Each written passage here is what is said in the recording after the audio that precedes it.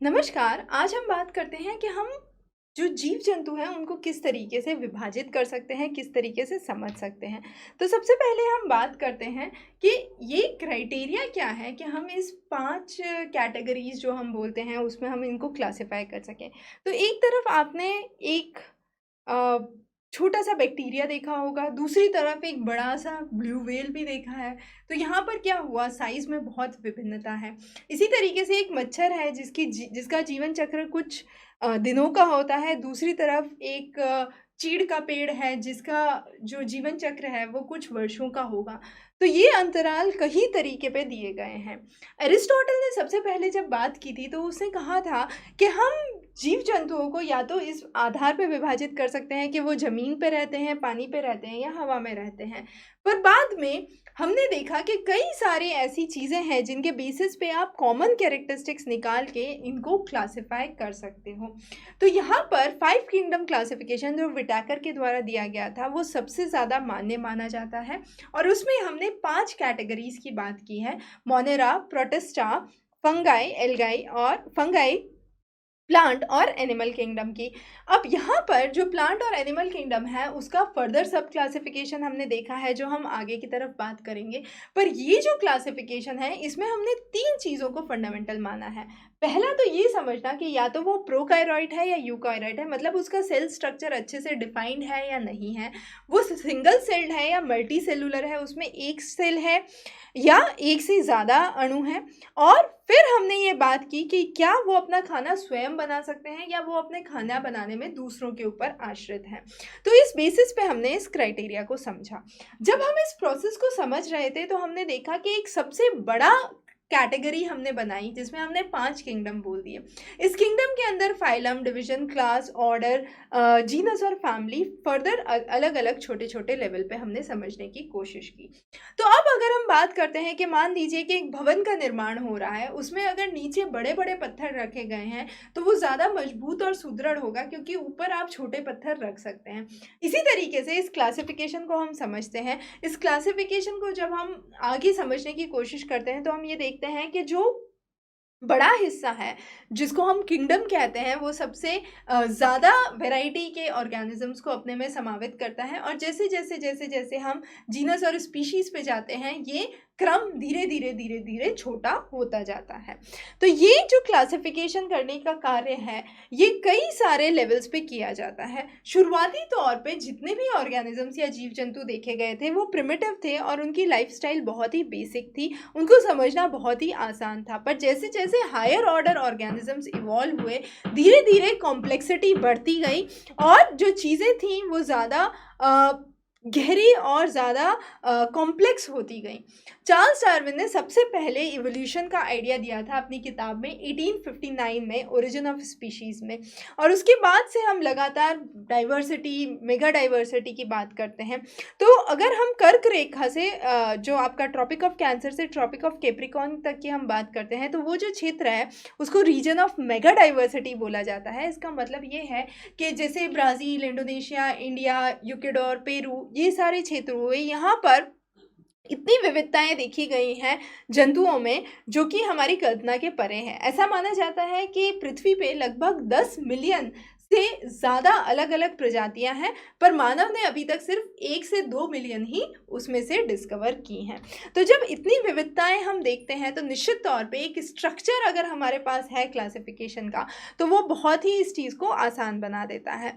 व्हाइटेकर ने जो 5 kingdom classification दिया, उसके बाद वोइस ने उसी किंगडम क्लासिफ़िकेशन में मोनेरा को वापस सब डिवाइड कर दिया, आर्कीबैक्टीरिया और यूबैक्टीरिया। यूबैक्टीरिया मतलब जिन्हें ट्रू बैक्टीरियाज़ कहा गया है और वो वोइस का क्लासिफ़िकेशन था। तो जो किंगडम क्लासिफ़िकेशन की हम बात करते हैं वो हायरार्की में है, मतलब एक क्रम में है जिसमें सबसे पहले किंगडम आता है। अगर एनिमल की बात की जा रही है तो हम फाइलम बताते हैं, अगर प्लांट्स की बात की जा रही है तो हम डिविजन्स बताते हैं।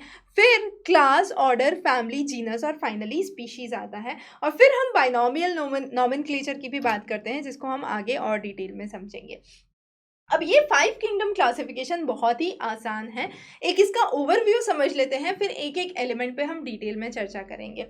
तो मोनेरा जो है वो आपका यहाँ पर यूनिसेलुलर है।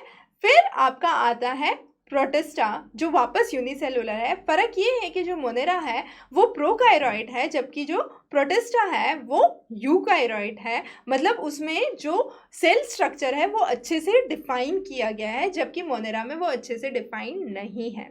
मोनेरा या तो मल्टीसेलुलर, ये दोनों जो हैं मोनेरा और प्रोटिस्टा ये दोनों ही यूनिसेलुलर हैं। इसके बाद के तीनों ही फंगाई, प्लांट और एनिमल, ये तीनों आपके मल्टीसेलुलर में आते हैं। इसमें से भी फंगाई और प्लांट जो हैं उसमें आपकी सेल वॉल पाई जाती है, जबकि जो एनिमल किंगडम है उसमें सेल वॉल एब्सेंट है। तो यहाँ पर अगर हम बात करें मोनेरा की, तो मोनेरा जो है वो प्रोकायरॉइट है, जिसका न्यूक्लियस अच्छे से डिफाइन नहीं है। वो मल्टीसेलुलर नहीं है क्योंकि वो यूनिसेलुलर है निश्चित तौर पे। उसमें सेल वॉल हो भी सकती है, नहीं भी हो सकती है। वो अपना खाना स्वयं भी बना सकता है, वो दूसरों पे भी आश्रित हो सकता है। Bacteria, blue green algae, cyanobacteria, mycoplasma इसका बहुत ही अच्छा एग्जाम्पल है। दूसरी तरफ जब हम प्रोटिस्टा की बात करते हैं तो ये यूनिसेलुलर है पर ये यूकायरॉइट है। इसका मतलब इसका न्यूक्लियस जो है वो अच्छे से डिफाइन किया गया है। सीलिया या फ्लैजिला इसमें है जो इसको मूवमेंट में हेल्प करते हैं। जैसे पैरामीशियम में आपको सीलिया दिखेंगे, यूग्लिना में आपको फ्लैजिला दिखेंगे, अमीबा में आपको सूडोपोडिया दिखेगा। इसी तरीके से आपके डायटम्स पाए गए हैं। ये खाना या तो स्वयं बना सकते हैं या दूसरों पे आश्रित हो सकते हैं। फंगाई जो है वो और प्लांट्स दोनों की सेल वॉल है। फंगाई की जो सेल वॉल है वो शुगरी सब्सटेंस की है, जिसको काइटिन कहा जाता है। मेनली कार्बोहाइड्रेट से बनी हुई होती है, पर फंगस अपना खाना स्वयं नहीं बनाती है, ये दूसरों पे आश्रित रहती है। फंगस जिसको कवक भी कहा गया है, ये किसी होस्ट ऑर्गेनिज्म पे डिपेंडेंट होती है और इसलिए इसको पैरासाइट भी कहा जाता है। इसकी जो बाहर की वॉल है वो काइटिन की बनी हुई होती है।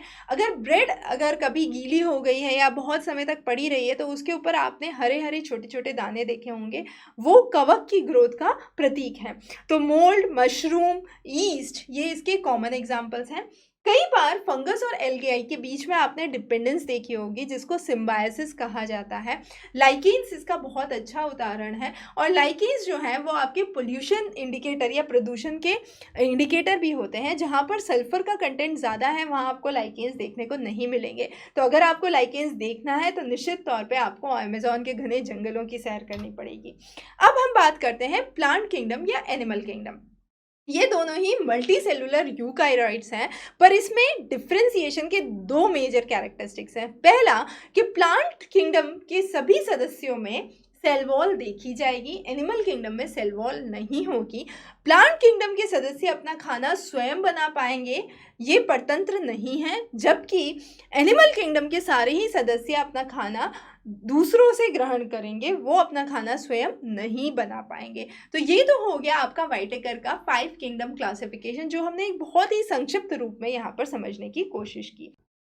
आज हम बात करते हैं किस तरीके से प्लांट्स को क्लासिफाई किया जा सकता है। तो सबसे पहले हम प्लांट और एनिमल सेल में अंतर समझते हैं। प्लांट सेल में सेल वॉल प्रेजेंट होती है और ये प्रकाश संश्लेषण या फोटोसिंथेसिस की प्रक्रिया से अपना खाना स्वयं बना सकते हैं, जबकि एनिमल सेल दूसरों पर आश्रित होते हैं। दोनों ही प्लांट सेल हों या एनिमल्स हों, प्लांट्स हों या एनिमल्स हों, ये दोनों ही मल्टी सेलुलर यूकायरॉइड्स होते हैं। मतलब इनमें एक से ज़्यादा सेल्स पाए गए हैं और ये यूकायरोटिक होते हैं। इनका न्यूक्लियस बहुत अच्छे से डिफाइन किया गया है। अब प्लांट क्लासिफिकेशन की जब हम बात करते हैं तो 5 हिस्सों में हम इसको विभाजित कर सकते हैं: थैलोफाइट, ब्रायोफाइट, टेरिडोफाइट, जिम्नोस्पर्म और एंजियोस्पर्म। इसमें से थैलोफाइट जो होता है उसमें कोई भी पार्ट अच्छे से अलग अलग नहीं किया गया है या डिफ्रेंशिएटेड नहीं है, जैसे एल्गाई। ब्रायोफाइट्स में तना और पत्तियां अलग से डिफ्रेंशिएटेड है, पर जाइलम फ्लोएम की चर्चा नहीं की जाती है। टेरिडोफाइट से ऊपर सभी में आपके जाइलम और फ्लोएम मौजूद होते हैं। टेरिडोफाइट्स में आपकी रूट्स, स्टेम्स और लीव्स, जड़, तना और पत्तियां तीनों का विश्लेषण दिया गया है, पर इसमें सीड्स नहीं होते हैं। तो थैलोफाइट्स, ब्रायोफाइट और टेरिडोफाइट्स जो होते हैं इनको क्रिप्टोग्राम्स कहा गया है, मतलब ये सीड्स प्रोड्यूस नहीं करते हैं। जबकि जिम्नोस्पर्म और एंजियोस्पर्म्स जो हैं वो फेनेरोग्राम्स होते हैं जो अपनी सीड्स प्रोड्यूस कर सकते हैं। जिम्नोस्पर्म्स की सीड्स जो हैं वो एक्सपोज्ड होती हैं, वो कवर्ड नहीं होती हैं, जबकि एंजियोस्पर्म्स की सीड्स जो हैं वो फ्रूट के अंदर पाई जाती हैं और इसी के लिए हम जिम्नोस्पर्म्स और एंजियोस्पर्म्स को विभिन्न करते हैं। तो ये जो जिम्नोस्पर्म्स हैं ये मुख्यतः कॉनिफरस पेड़ में देखे गए हैं। अगर हम डिटेल में समझने की कोशिश करें तो थैलोफाइट्स, जैसे कि हमने बात की थी, इसमें कोई भी वेल डिफरेंशिएटेड ऑर्गन्स नहीं होते हैं। मुख्यतः एल्गाई इसका एग्जाम्पल है और पानी में पाए जाते हैं। यहाँ पर लिस्ट है जिसमें सभी मुख्य आपके थैलोफाइट्स का एग्जाम्पल दिया गया है। स्पाइरोगेरा एक बहुत प्रमुख है जो आपको आना चाहिए। ब्रायोफाइट्स को प्लांट किंगडम का एम्फीबियन कहा गया है क्योंकि ये वह क्षण है जहाँ पर ऑर्गन्स धीरे धीरे डिफ्रेंशिएट होने शुरू होते हैं। तो तना पाया जाता है, पत्तियां पाई जाती हैं, पर जाइलम फ्लोएम या कोई भी तरीके के उत्तक नहीं पाए जाते हैं या टिश्यूज नहीं पाए जाते हैं जो पानी को कंडक्ट कर सके। मॉस और रिकेशिया इसका अच्छा एग्जाम्पल है। टेरिडोफाइट्स जो होते हैं वहाँ पर आपकी जड़, तना और पत्तियां तीनों अलग अलग रूप से दिखाई देती हैं। स्पेशलाइज्ड टिश्यूज यहाँ पर होते हैं पानी के कंडक्शन के लिए जिनको जाइलम फ्लोएम कहा गया है, पर इसमें आपकी सीड्स का प्रोडक्शन नहीं होता है, इसलिए इसको क्रिप्टोग्राम्स कहा गया है। इसके रिप्रोडक्टिव ऑर्गन्स जो हैं वो कॉन्स्पिक्यूअस नहीं होते हैं। फर्न, हॉर्सटेल इसका अच्छा एग्जाम्पल है। फिर फेनेरोग्राम्स आते हैं जहाँ पर आपके सीड्स बनना शुरू होते हैं। जिम्नोस्पर्म्स मुख्यतः जिम्नो और स्पर्म दो शब्दों से बना है, जिसका मतलब ये है कि सीड्स जो हैं वो एक्सपोज्ड होते हैं। जितने भी कॉनिफरस पेड़ हैं, पाइन का हो गया, देवदार का हो गया, चीड़ का हो गया, ये सभी वो पेड़ हैं जिन्हें जिम्नोस्पर्म्स कहा जाता है। ये पेरिनियल होते हैं और मुख्यतः वुडी स्ट्रक्चर इनका पाया जाता है। एंजियोस्पर्म्स जो होते हैं वो मुख्यतः कवर्ड होते हैं। जो सीड होता है वो फल के अंदर पाया जाता है। जो ओवरी होती है वो आपका फ्रूट बनाती है और जो ओव्यूल्स होते हैं वो सीड बनाते हैं। एंजियोस्पर्म्स को वापस दो तरीके से विभाजित किया जा सकता है, मोनोकॉट्स और डाइकॉट्स की तरह। डाइकॉट्स वो होते हैं जिनको दो कॉटलिडॉन्स या जिनके दो हिस्से आप फर्दर अलग कर सकते हैं, जैसे चना हो गया, मटर हो गया। तो ये आपका प्लांट क्लासिफिकेशन। तो आज हम बात करते हैं जैविक वर्गीकरण की या एनिमल क्लासिफिकेशन की। हमने वाइटेकर का जब सिद्धांत पढ़ा था तो हमने समझा था कि 5 तरीके से हम जंतुओं को विभाजित कर सकते हैं या वर्गीकृत कर सकते हैं। वो था मोनेरा, प्रोटिस्टा, फंगाई, प्लांटे और एनिमेलिया। अब हम बात करेंगे सिर्फ इस एनिमेलिया की। एनिमेलिया की जब हम बात करते हैं, उसका वर्गीकरण हम शुरू करते हैं, उससे पहले हम कुछ मुख्य बिंदु एनिमेलिया के बारे में जान लेते हैं। पहला, वो मल्टी सेलुलर होते हैं, मतलब वो एक से ज़्यादा कोशिकाओं के बने होते हैं। इसका मतलब ये है कि उसमें एक ही सेल या एक ही कोशिका नहीं है, कई सारी कोशिकाओं से या कई सारे सेल से मिलके वो बना है। दूसरी महत्वपूर्ण बिंदु है कि वो यूकारियोट होते हैं। यूकारियोट का मतलब ये होता है कि उनका जो न्यूक्लियस है वो बहुत अच्छे प्रकार से डिफाइन किया हुआ होता है। उस पूरी कोशिका में आप उसके न्यूक्लियस को अलग से पहचान सकते हैं। तीसरा महत्वपूर्ण बिंदु है कि वो हेट्रोट्रॉप होते हैं या परजीवी होते हैं। इसका मतलब वह अपना भोजन स्वयं नहीं बना सकते हैं, वो पराश्रित होते हैं। वो किसी न किसी तरीके से दूसरे जंतुओं पर निर्भर करते हैं अपने भोजन के लिए। चौथा मुख्य बिंदु यहाँ पर ये है कि उनकी कोशिकाओं में भित्ति नहीं होती है या सेल वॉल जो है वो एब्सेंट होती है। तो ये कुछ प्रमुख चीज़ें हैं जो एनिमल किंगडम के बारे में हमने समझी हैं। तो जितने भी जंतुओं की आज हम बात करने जा रहे हैं, इन सभी जंतुओं में ये विशेषताएं देखी जाएंगी। अब हम शुरू करते हैं हमारा एनिमल क्लासिफिकेशन। एनिमल क्लासिफिकेशन को जैसे ही हम शुरू करते हैं, हम दो तरीके से इसको विभाजित कर सकते हैं। या तो ये सेलुलर लेवल पे हो सकता है या ये टिश्यू लेवल पे हो सकता है। सेलुलर लेवल का मतलब ये है कि वहाँ पर हम मुख्यतः एक ग्रुप ऑफ एनिमल्स जिसकी हम बात करते हैं वो है पॉरीफेरा, जिसमें मुख्यतः आपके स्पॉन्जेस आते हैं। और ये स्पॉन्जेस जो होते हैं ये ज़्यादातर सरफेस से जुड़े रहते हैं, पानी में पाए जाते हैं, ये मोटाइल नहीं होते हैं। इसका मतलब ये है कि ये एक जगह से दूसरी जगह मूव नहीं कर सकते हैं, एक जगह से दूसरी जगह नहीं जा सकते हैं, और ये अपने बेस के साथ जुड़े रहते हैं। इसकी जो बाहरी पत्ती है, जो बाहरी लेयर देखी गई है, वो स्केलेटन की बनी हुई होती है।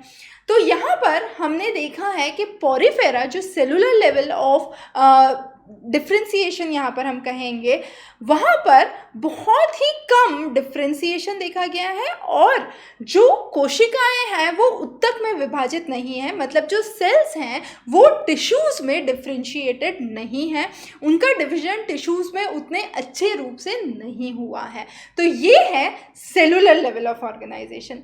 अगला क्लासिफिकेशन का जो सेगमेंट है एनिमल किंगडम में, वो होता है टिश्यू लेवल।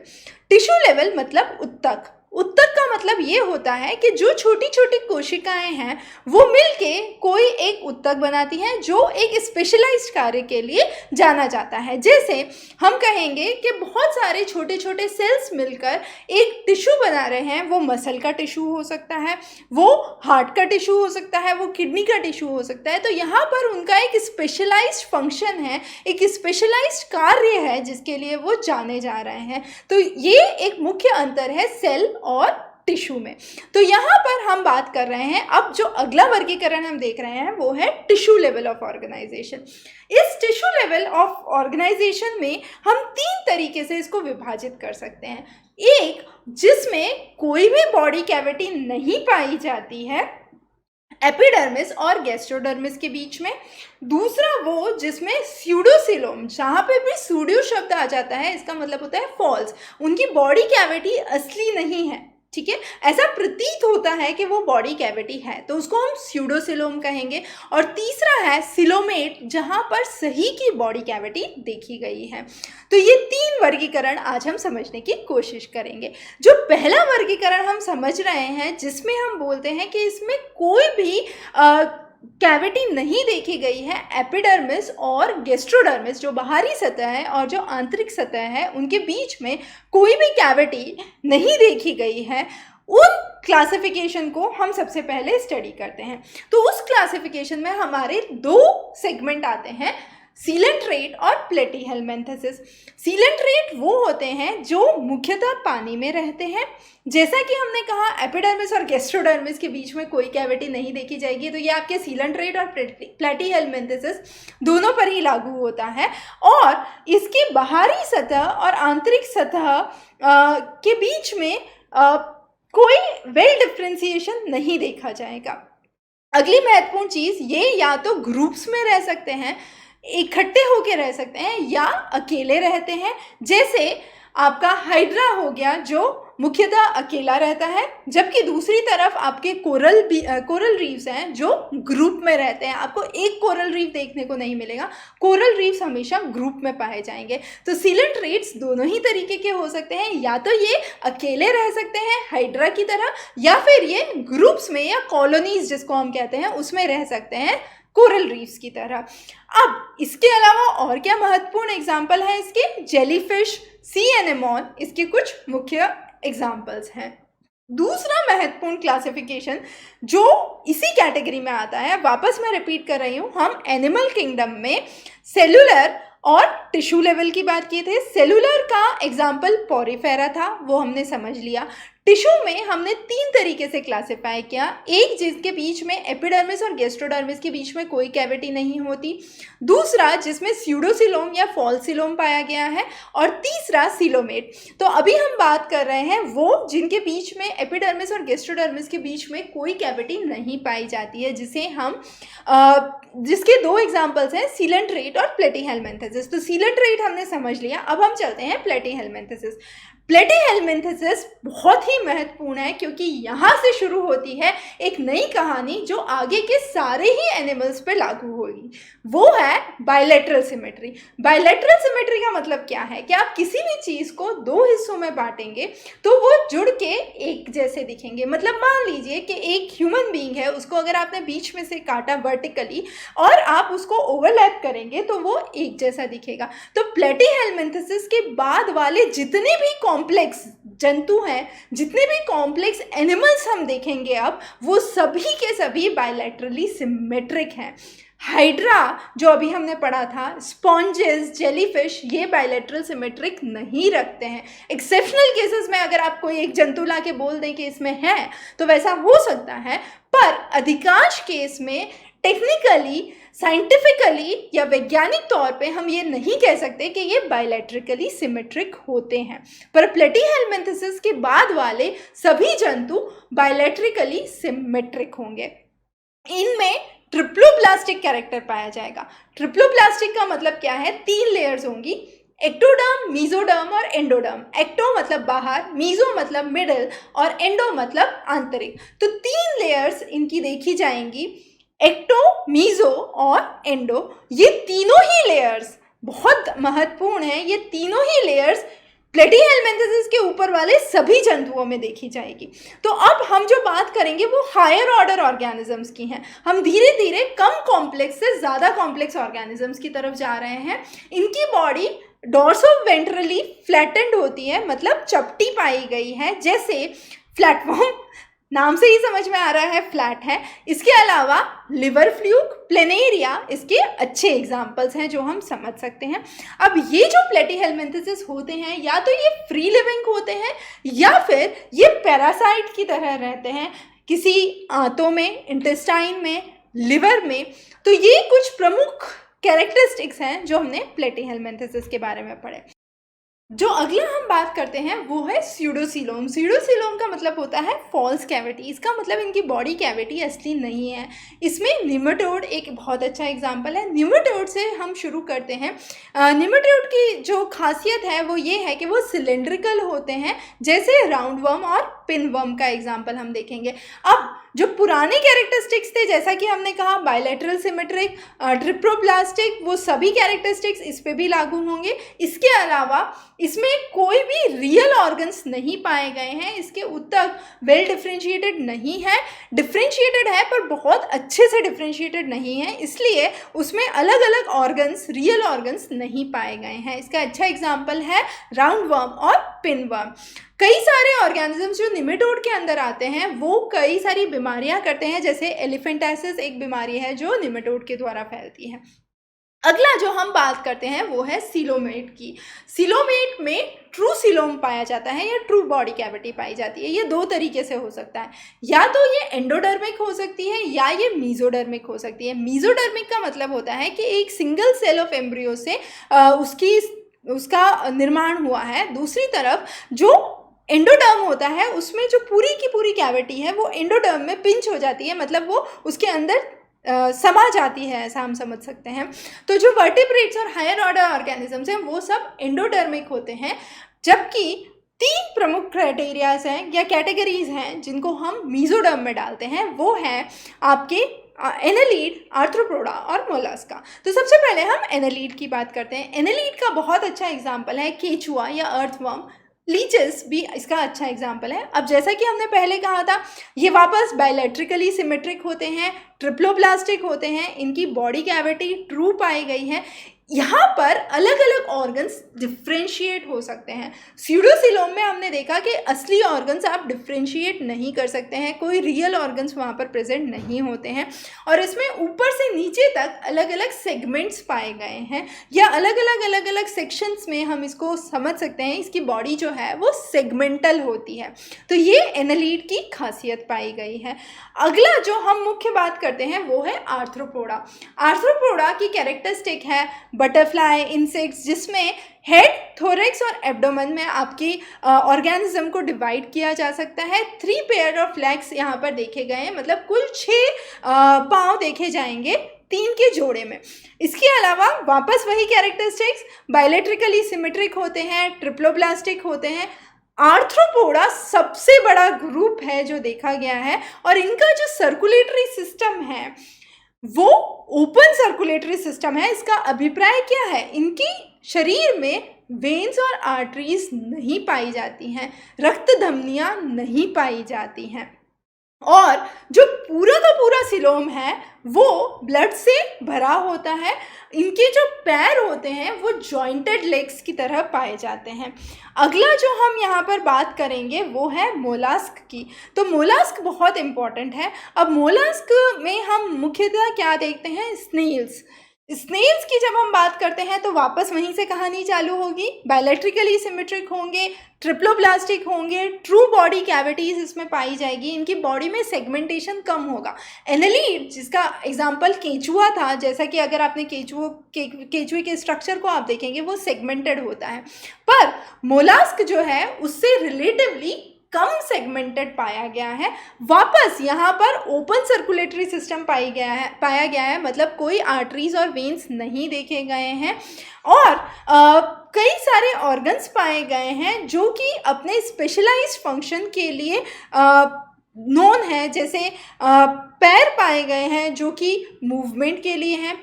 किडनी की आकृति के दूसरे ऑर्गन्स पाए गए हैं जो कि एक्सक्रीशन का कार्य करते हैं। अब इसके अलावा हम बात करते हैं वो सेगमेंट जिसमें हम बोलते हैं एंडोडर्म्स। तो एंडोडर्म्स में हम जब बात करते हैं तो हम ये समझेंगे कि एंडोडर्म्स को हम दो कैटेगरीज में डिवाइड कर सकते हैं।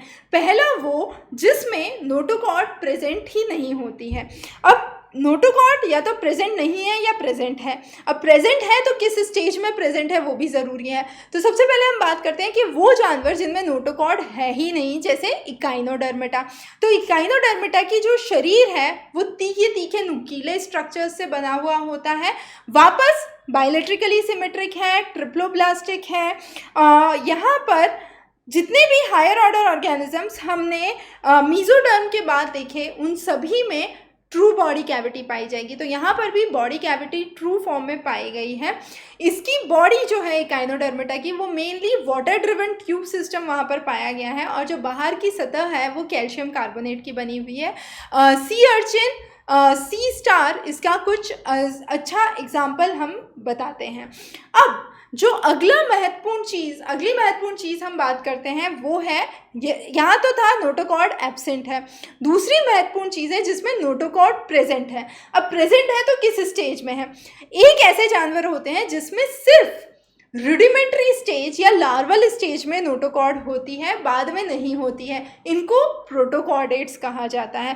तो सिर्फ लार्वल स्टेज में नोटोकॉर्ड पाई जाती है, और लार्वा स्टेज जैसे ही समाप्त होती है नोटोकॉर्ड समाप्त हो जाती है। जबकि जो कॉर्डेट्स होते हैं जिनको हम वर्टिब्रेट्स कहते हैं, उनमें लार्वल स्टेज में नोटोकॉर्ड पाई जाती है, और ये धीरे धीरे जो एडल्ट फॉर्म है उसमें वर्टिबल कॉलम की तरह देखी जाती है। तो अब हम सबसे पहले बात करते हैं प्रोटोकॉर्डेट्स की। तो प्रोटोकॉर्डेट्स वो एग्जाम्पल हैं जहाँ पर लार्वल स्टेज में नोटोकॉर्ड देखी गई है।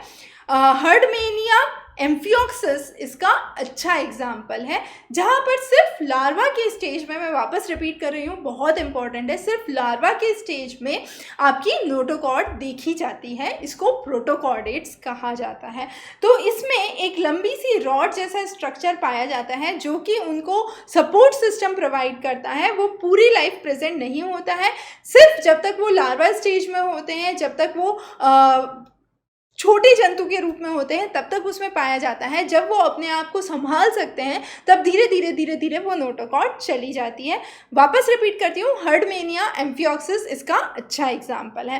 अब हम बात करते हैं वर्टिब्रेट्स की। तो वर्टिब्रेट्स का क्लासिफिकेशन शुरू करने से पहले उनके कुछ प्रमुख कैरेक्टरिस्टिक्स हम समझ लेते हैं। पहला, बायलैट्रिकली सिमेट्रिक होते हैं। दूसरा, ट्रिप्लोप्लास्टिक होते हैं। एंडोडर्म, मीजोडर्म, एक्टोडर्म की लेयर्स वेल डिफाइंड पाई गई हैं। तीसरी इंपॉर्टेंट चीज़ है कि लार्वा स्टेज में यहाँ पर नोटोकॉर्ड देखी गई है, पर जैसे ही ये एडल्ट स्टेज में पहुँचते हैं वर्टिबल कॉलम या रीढ़ की हड्डी जिसे हम कहते हैं उसका विकास यहाँ पर देखा जाता है।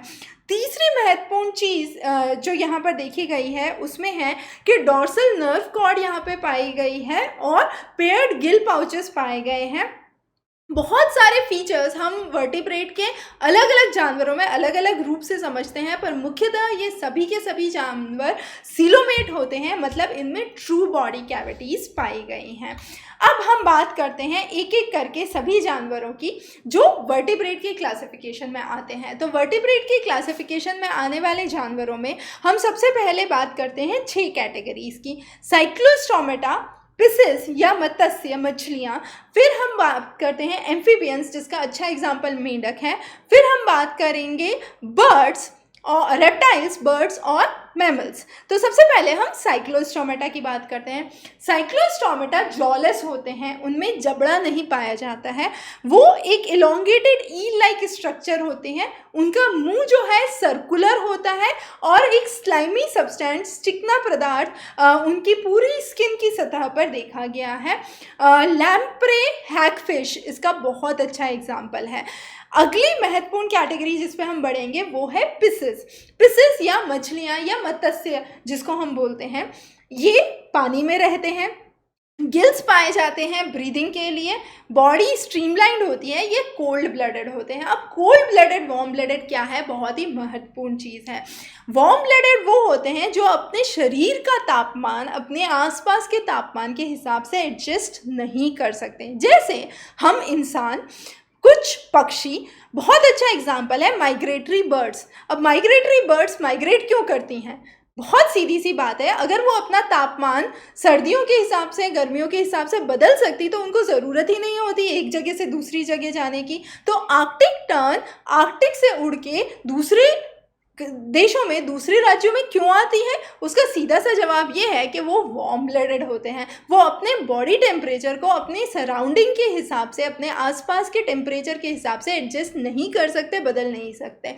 तो एव्स जिसको हम बर्ड्स की कैटेगरी बोलते हैं और मैमल्स, ये दोनों जो हैं ये आपके वार्म ब्लडेड में आते हैं। पिसेस जिसमें हम मछलियों की बात करते हैं, ये कोल्ड ब्लडेड होते हैं। बहुत ही महत्वपूर्ण कॉन्सेप्ट है। अगला महत्वपूर्ण कॉन्सेप्ट जो हम पिसेस के बारे में समझते हैं वो है इनमें 2 चैम्बर्ड हार्ट पाया गया है। एम्फीबिया और रेप्टाइल्स में 3 चैम्बर्ड हार्ट पाया गया है, पर रेप्टाइल्स में क्रोकोडाइल एक एक्सेप्शन है, हम उस पर थोड़ी देर में आएंगे। ठीक है, अब हम बात करते हैं पिसेस की कैटेगराइजेशन की। इसमें या तो कार्टिलेजिनियस हो सकते हैं या फिर ये बोनी फिशेस हो सकती हैं, शार्क, टूना, रोहू, सालमन, कुछ अच्छे एग्जांपल्स हैं पिसेस के। अगला है एम्फीबियंस। एम्फीबियंस जैसे मेंढक, ये जमीन और पानी दोनों ही सतहों पर रह सकते हैं। लार्वल स्टेज में इनमें गिल्स पाए जाते हैं और जैसे जैसे ये वयस्क होते जाते हैं, एडल्ट होते जाते हैं, लंग्स का निर्माण शुरू होता है। म्यूकस ग्लैंड इनमें पाए गए हैं जो कि स्किन की सतह पे या त्वचा की सतह पर देखे गए हैं। हार्ट जैसा कि हमने बोला 3 चैम्बर्ड होता है, ये एग लेइंग एनिमल्स होते हैं। और फ्रॉग, टोड, सैलमेंडर इसका बहुत अच्छा एग्जाम्पल है। अगला जो क्लासिफिकेशन हम बोलते हैं वो है रेप्टाइल्स का। जैसा कि हमने बात की, रेप्टाइल्स 3 चैम्बर्ड हार्ट होता है, पर क्रोकोडाइल एक एक्सेप्शन है जिसके 4 चैम्बर्ड हार्ट्स देखे गए हैं। सबसे महत्वपूर्ण क्राइटेरिया रेप्टाइल्स का क्या है, ये वापस कोल्ड ब्लडेड होते हैं जैसे पिसेस, मछलियाँ, एम्फीबियंस जिसमें आपके मेंढक देखे गए हैं, और बाकी सारे रेप्टाइल्स जैसे लिजर्ड वगैरह हम बात करेंगे। तो ये सारे कोल्ड ब्लडेड होते हैं, इनकी बॉडी पर स्केल्स होते हैं, लंग्स पाए गए हैं और ये पानी के बाहर अपने अंडे छोड़ते हैं। स्नेक, टर्टल इसका बहुत अच्छा एग्जाम्पल है। क्रोकोडाइल, लिजर्ड ये रेप्टाइल्स में आते हैं। फिर हम बात करते हैं एव्स की। एव्स और मैमल्स ये दोनों ही 4 चैम्बर्ड हार्ट रखते हैं, दोनों ही वार्म ब्लडेड होते हैं। एव्स एगलेइंग एगलेइंग एनिमल्स में आता है। इसकी बॉडी पर फेदर्स देखे गए हैं। इसके आगे के पंजे जो हैं वो फ्लाइट के लिए, जो 4 लिम्स जिसको हम कहते हैं, वो फ्लाइट के लिए मॉडिफाई हो जाते हैं और हाइंड लिम्स से ये चलते हैं, जो पीछे के पैर होते हैं उनसे ये चलते हैं। ये जो श्वसन प्रक्रिया करते हैं वो लंग्स के द्वारा करते हैं। जब हम मैमल्स की बात करते हैं तो इनमें 4 चैम्बर्ड हार्ट देखा गया है, मेमरी ग्लैंड्स पाए जाते हैं, स्किन जो है उस पर हेयर्स पाए जाते हैं, ऑयल ग्लैंड, स्वेट ग्लैंड्स पाए जाते हैं जो कि दूसरे ऑर्गेनिजम्स में नहीं देखे गए हैं। पर मैमल्स में भी कुछ एक्सेप्शन देखे गए हैं, जैसे मोनोट्रिम्स। मोनोट्रिम्स वो होते हैं जो एग लेइंग मैमल्स हैं। अच्छा एग्जाम्पल इसका है प्लेटिपस इकिडना। इसके अलावा मार्सूपियल्स भी बहुत इंपॉर्टेंट है, जिनके जो बेबी होते हैं वो वीक पाए गए हैं, और इसकी वजह क्योंकि वो पुअरली डेवलप्ड होते हैं, वीक होते हैं, कंगारू जो है उनको अपने पाउच में लेके रखता है, और इन जानवरों को मार्सूपियल्स कहा गया है। तो ये एक प्रमुख क्लासिफिकेशन आज हमने समझा। अगर हम जल्दी से इस पूरे वर्गीकरण को रिकैप करना चाहें तो हम बहुत संक्षिप्त में इसको वापस शुरुआत से देखेंगे। एनिमल क्लासिफिकेशन दो तरीके से किया जा सकता है, सेलुलर लेवल या टिश्यू लेवल। सेलुलर लेवल में पोरिफेरा आता है। टिश्यू लेवल को हम वापस विभाजित कर सकते हैं वो जिनमें कोई बॉडी कैविटी नहीं पाई गई है, वो जिनमें फॉल्स बॉडी कैविटीज़ पाई गई हैं, और वो जिनमें ट्रू बॉडी कैविटीज़ पाई गई हैं। वो जानवर जिनमें कोई भी बॉडी कैविटी नहीं पाई गई है एपिडर्मिस और गैस्ट्रोडर्मिस के बीच में, वो है आपके सीलेंट रेट और प्लेटीहेलमिन्थेसिस। प्लेटीहेलमिन्थेसिस में आपके प्लेटीहेलमिन्थेसिस जैसे नाम से समझ में आ रहा है, फ्लैटवर्म्स इसका अच्छा एग्जाम्पल है, और सीलेंट रेट्स में कोरल रीफ हाइड्रा आपका अच्छा एग्जाम्पल है। फिर जो अगला है वो हमने बात की है स्यूडोसीलोम की। स्यूडोसीलोम में निमेटोड आपका अच्छा एग्जाम्पल है, जिसमें आप राउंड वर्म, पिनवर्म देखते हैं। फिर आपके आते हैं ट्रूसिलोम्स। ट्रूसिलोम्स वापस दो तरीके से विभाजित हो सकते हैं, मीजोडर्म या एंडोडर्म कैटेगरी में। मीजोडर्म जो है उसमें तीन आते हैं, एनालीड, आर्थ्रोपोडा और मोलस्क। एनालीड में आपका केंचुआ, अर्थवर्म आता है। आर्थ्रोपोडा में आपके बटरफ्लाई और इंसेक्ट्स मुख्यतः देखे गए हैं। आर्थ्रोपोडा सबसे बड़ा ग्रुप माना जाता है। फिर मोलस्क आता है जिसमें स्नेल्स देखे गए हैं। एंडोडर्म की क्लासिफिकेशन को अगर हम देखें तो एंडोडर्म के क्लासिफिकेशन में हम समझेंगे कि आप नोटोकॉर्ड के बेसिस पे इसको क्लासिफाई करते हैं। तो वो जिनमें कोई भी नोटोकॉर्ड नहीं पाई गई है उनको एकाइनोडर्मेटा कहा गया है। जिनमें नोटोकॉर्ड सिर्फ लार्वल स्टेज में पाई गई है उनको प्रोटोकॉर्डेटा कहा गया है, और जिनमें नोटोकॉर्ड वर्टिब्रल कॉलम में बदल जाती है उनको कॉर्डेटा या वर्टिब्रेट्स कहा गया है। तो ये कॉर्डेटा और वर्टिब्रेट्स जो होते हैं इनको हम वापस 6 चीज़ों में विभाजित कर सकते हैं। साइक्लोस्टोमेटा जो आपका पहला क्राइटेरिया है, जिसमें जॉलेस एनिमल्स पाए जाते हैं। लैम्प्रे इसका बहुत अच्छा एग्जाम्पल है, और इनका जो मुंह होता है वो सर्कुलर देखा गया है। इसके बाद आपका आता है पिसेस या मछलियाँ। फिर आता है आपका एम्फीबियंस जो कि ज़मीन और पानी दोनों में रह सकते हैं, जैसे फ्रॉग। फिर आता है आपका रेप्टाइल्स, एम्फीबियंस हो गया। फिर आता है आपका रेप्टाइल्स। रेप्टाइल्स में आपके वो जानवर होते हैं जो स्केल्स रखते हैं बॉडी पे, और मेनली 3 चैम्बर्ड हार्ट होता है, पर क्रोकोडाइल इसका एक एग्जाम्पल एक्सेप्शन देखा गया है। फिर आते हैं आपके एव्स या बर्ड्स जिनको हम कहते हैं, जो कि कोल्ड ब्लडेड देखे गए हैं और वार्म ब्लडेड देखे गए हैं, सॉरी, एव्स और मैमल्स जो कि वार्म ब्लडेड देखे गए हैं। तो पहले आपके एव्स आते हैं जिनको हम बर्ड्स की कैटेगरी, जो पक्षियों को हम विभाजित करते हैं वो एव्स होते हैं जो वार्म ब्लडेड होते हैं, और फाइनली आपके मैमल्स आते हैं जो कि वापस वार्म ब्लडेड होते हैं और मोस्ट कॉम्प्लेक्स ऑर्गेनिजम्स की तरह उन्हें हम समझते हैं। तो ये था आपका पूरा एनिमल किंगडम क्लासिफिकेशन जो आज हमने समझने की कोशिश की है। आगे के अध्यायों में हम और बहुत महत्वपूर्ण चीज़ें लेके आएंगे। जुड़े रहिए इस चैनल पे। बहुत बहुत धन्यवाद।